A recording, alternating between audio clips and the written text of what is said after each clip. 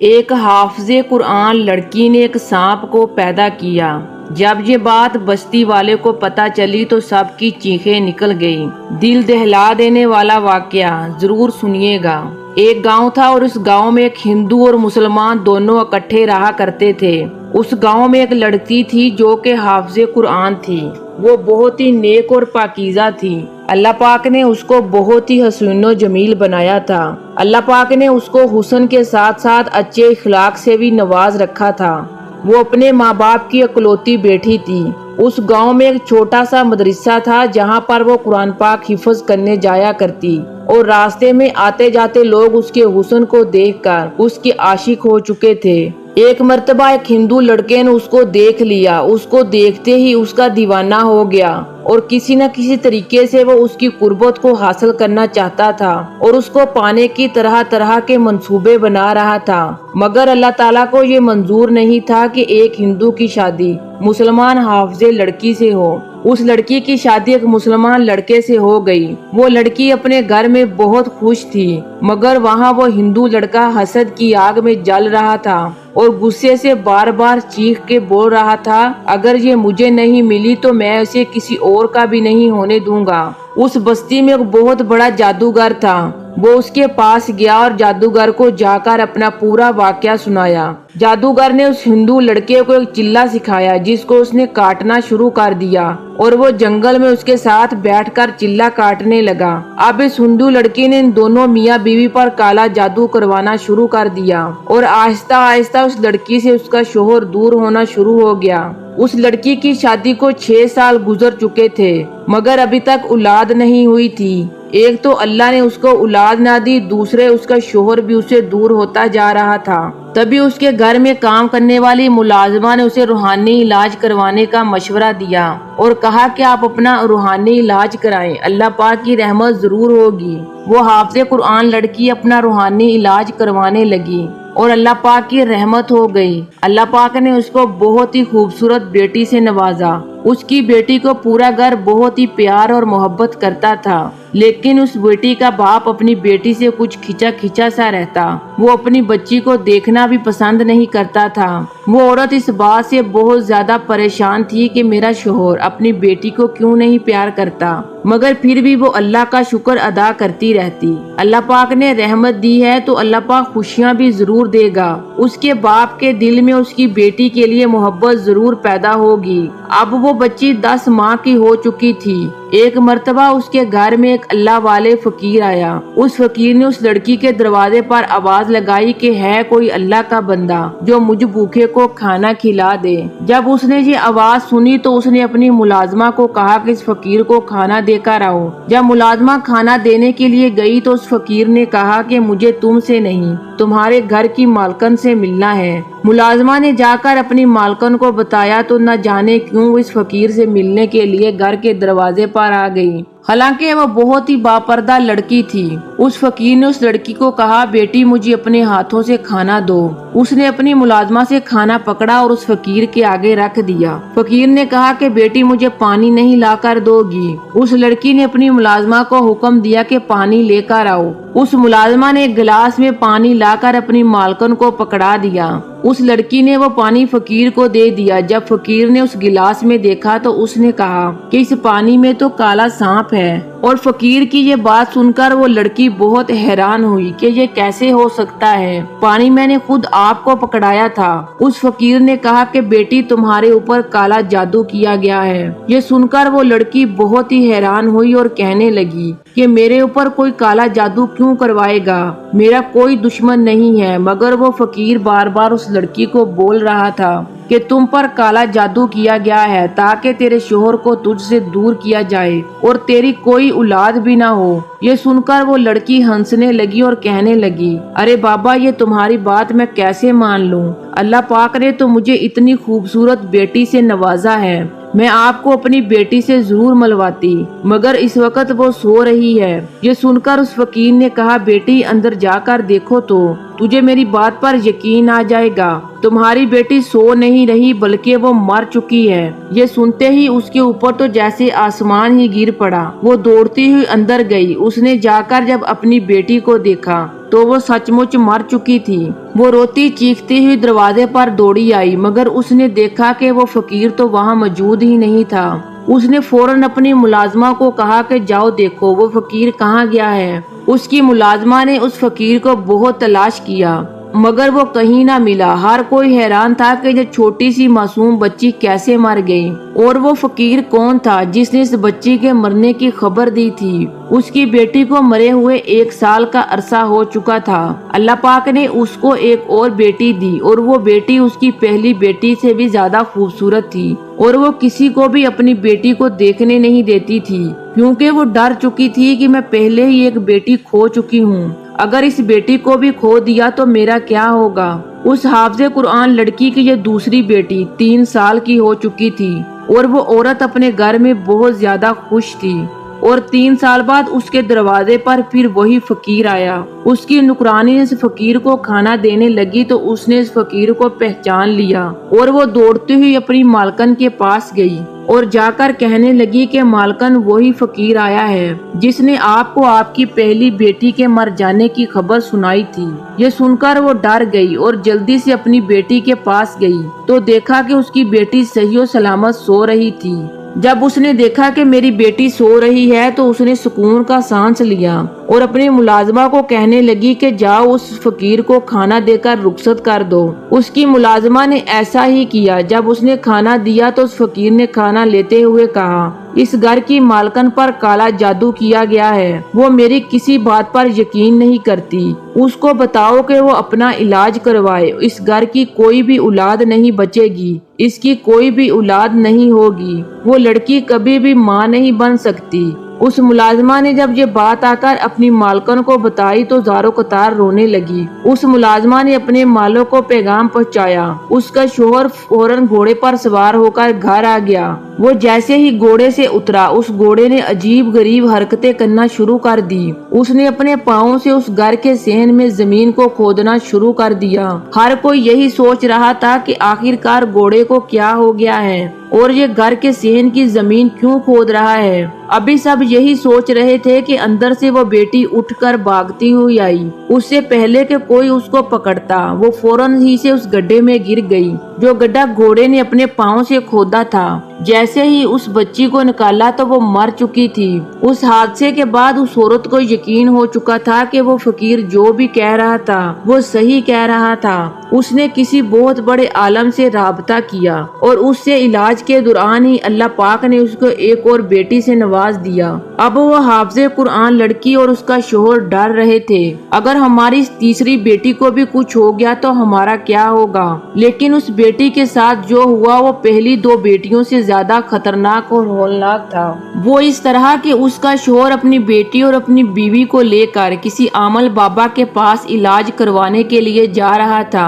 جنگل میں سے گزرتے وقت راستے میں اڑتی ہوئی چیل آئی اور اس معصوم بچے کو وہ چیل اس کی ماں کی گود سے چھین کر لے گئی اور وہ اس کو آسمان کی طرف لے کر اڑتی ہوئی جا رہی تھی، اور وہ دونوں بے بسی سے اپنی بیٹی کو دیکھ رہے تھے۔ اڑتے اڑتے اس چیل سے وہ بچی نیچے گر گئی۔ وہ اتنی اونچائی سے وہ بچی نیچے گری کہ بچی کو زمین پر گرنے کی دیر تھی، اس کے جسم کے ٹکڑے ٹکڑے ہو گئے۔ یہ دیکھ کر دونوں ماں باپ ایسے تڑپ رہے تھے جیسے مچھلی بنا پانی کے تڑپتی ہے۔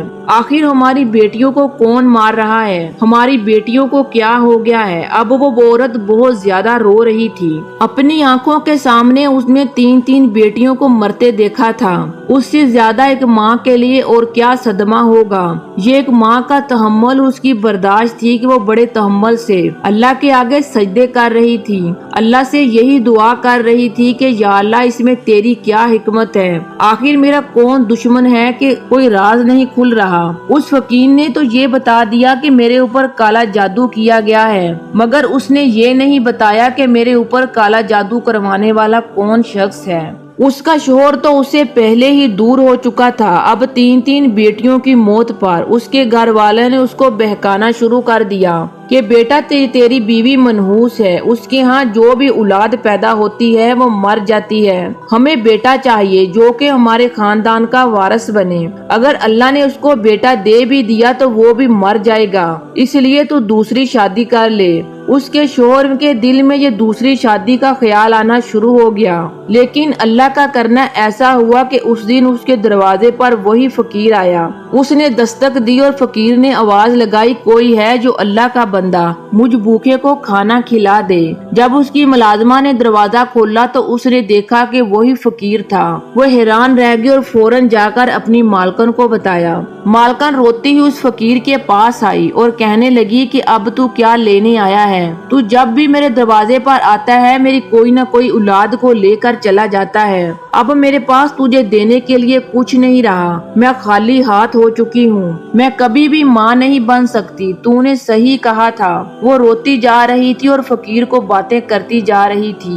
उस फकीर ने कहा, अगर तुझे मुझ पर यकीन हो तो मुझे अपने घर के अंदर आने की इजाजत दो। उस औरत ने उस पर यकीन किया और उस फकीर को अपने घर के अंदर लेकर चली गई। उस फकीर ने पूरे घर के चक्कर लगाए और फिर एक जगह बैठ गया और कहने लगा, मुझे किसी बर्तन में पानी ला कर दो। उस मुलाजमा ने पानी लाकर दिया और उस फकीर के आगे रख दिया। वो फकीर काफी देर तक उस पर कुछ पढ़ता रहा और बाद में उसको कहा कि देखो इसमें तुझे क्या नजर आता है। उस लड़की ने जब देखा तो वो हैरान रह गई। उसमें एक बहुत बड़ा ही काले रंग का सांप था। वो चीख मारकर पीछे हट गई। उस फकीर ने कहा, अब तो तुमने अपनी आंखों से खुद देख लिया है कि तुम पर काला जादू किया गया है और इसी जादू के जरिए तुम्हारे पेट में काला नाग बिठाया गया है, जो नाग तेरे हर बच्चे को मौत के घाट उतार रहा है। उस लड़की ने कहा, पर मेरे बच्चे तो सही सलामत पैदा होते हैं। उस फकीर ने कहा, हाँ तुम्हें खुशी जरूर दी जाती है मगर तुमसे छीन ली जाती है और बच्चों की जिंदगी नहीं होती। बच्चों को मारने वाला कोई और नहीं, ये सांप है। ये काला जादू आप पर एक हिंदू लड़के ने करवाया है। शादी से पहले ही वो हिंदू लड़का तुम्हें देखते ही तुम्हारा दीवाना हो चुका था। जैसे ही तुम्हारी शादी कहीं और हो गई तो वो गुस्से से पागल हो गया और हसद की आग में जलने लगा। इसलिए उसने तुम पर काला जादू करवाना शुरू कर दिया ताकि तुम और तुम्हारे शोहर में अलैदगी हो जाए, मोहब्बत खत्म हो जाए और तुम्हारी औलाद भी ना हो। वो तुम दोनों मियाँ बीवी के दरमियान जुदाई डाल रहा है। इसी वजह से तुम्हारा शोहर अब तुमसे दूर हो गया है। उस लड़के ने तुम पर बहुत गंदा अमल किया है जिससे कभी भी तुम अपने शोहर को औलाद का सुख नहीं दे पाओगी। अगर तुम चाहती हो कि तुम्हारे यहाँ औलाद जिंदा रहे तो इसलिए तुम्हें बहुत ही सख्त मुश्किल से गुजरना होगा।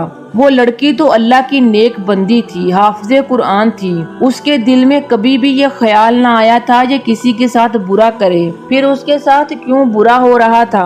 वो अल्लाह उसका इम्तिहान ले रहा था। लेकिन अब जब उसे पता चल चुका था उसका दुश्मन कौन है तो वो कहने लगी कि मैं हर मुश्किल से गुजरने के लिए तैयार हूँ। उस फकीर ने कहा कि सोच लो, ये बहुत ही मुश्किल काम है। वो लड़की कहने लगी, मैं तैयार हूँ। उस फकीर ने कहा कि अपनी औलाद को बचाने के लिए तुम्हें एक सांप को पैदा करना होगा ताकि जो भी बच्चा उसके बाद पैदा हो वो महफूज रहे। पहले तो वो घबरा गई लेकिन उसे अल्लाह की जात पर यकीन था, इसलिए वो ये अजीबो गरीब और नाकाबिले बर्दाश्त काम करने के लिए तैयार हो गई। फकीर ने उस लड़की को कुछ अमल बताए जो कि उसने उसे रात की तारीकी में करने थे। जब उसका शोहर आया तो उसने पूरी बात अपने शोहर को बताई। वो कहने लगा, क्या तुम्हें यकीन है कि वो फकीर सच बोल रहा है? उस हाफिज़े कुरान लड़की ने कहा कि आज तक जो कुछ भी हमारे साथ हुआ उस फकीर ने जो कहा वो सच है। उसने हर बेटी के मर जाने का बताया और वैसे भी मेरी बेटियां मर गई।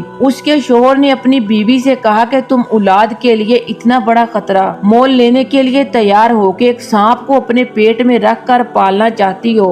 उसने कहा कि मैं ये अमल करके रहूंगी चाहे उसके लिए मुझे कुछ भी करना पड़े। اور فقیر نے مجھے کہا ہے کہ یہ سانپ تمہارے پیٹ کے اندر موجود ہے، اور اس نے کہا تھا جیسے ہی تم اس سے اپنی محبت کا اظہار کرو گی کہ یہ میرا بیٹا ہے، میں اسے پیدا کرنا چاہتی ہوں اور اسے دنیا میں لانا چاہتی ہوں، تو یہ بڑھنا شروع ہو جائے گا۔ مطلب یہ کہ کسی بھی طریقے سے مجھے اس سانپ کو اپنے پیٹ سے نکالنا ہوگا۔ اس فقیر نے مجھے کچھ وظائف بھی بتائے ہیں جو کہ مجھے بغیر کسی سے بات چیت کیے رات کی تاریکی میں کرنے ہوں گے۔ اب اس لڑکی نے اس سانپ کو بڑے ہی محبت سے یہ بات کہی کہ میں تیری ماں ہوں، تجھ سے محبت کرتی ہوں، میں تجھے پیدا کرنا چاہتی ہوں اور اس دنیا میں لے کر آنا چاہتی ہوں۔ یہ بات سانپ نے سن لی اور وہ بڑا ہونا شروع ہو گیا۔ اس نے ایک دائی کو بھی اپنا رازدان بنا لیا اور سارا واقعہ بتایا اور ساری بات بہت اچھے طریقے سے سمجھا دی۔ میرے ہاں جو بچہ پیدا ہونے والا ہے وہ کوئی عام بچہ نہیں ہوگا بلکہ وہ ایک سانپ ہوگا۔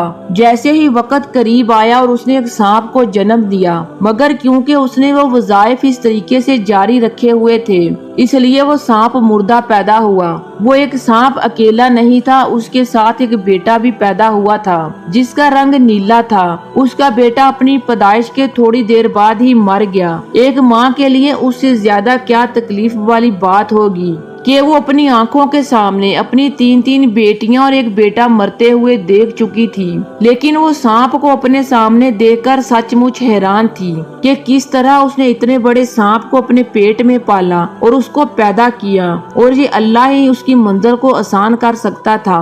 اس واقعے کے ٹھیک 1 سال کے بعد اللہ تعالیٰ نے اس کو ایک بہت ہی خوبصورت بیٹے سے نوازا۔ وہ فقیر اس کے دروازے پر پھر آیا، اس نے صدا لگائی، وہ دوڑتی ہوئی دروازے پر آئی اور کہنے لگی کہ بابا مجھے پھر کیا بری خبر سنانے کے لیے آئے ہو؟ اگر اب میرے ساتھ کچھ برا ہوا یا میرے بچے کو کچھ برا ہوا تو میں سچ میں مر جاؤں گی، کیونکہ میں اپنے بیٹے کے لیے ہی زندہ ہوں، اس کے جینے کے لیے اللہ سے ہر وقت دعائیں کرتی رہتی ہوں۔ اس فقیر نے کہا کہ بیٹی میں تجھے بری خبر نہیں بلکہ ایک اچھی خبر سنانے کے لیے آیا ہوں۔ وہ ہندو لڑکا پھر سے تمہارے اوپر کالا جادو کر رہا تھا، مگر ایک کالے ناگ نے اس کو ڈس لیا اور اس کے ساتھ اس جادوگر کو بھی ڈس لیا جس سے وہ سب جادو کروا رہا تھا۔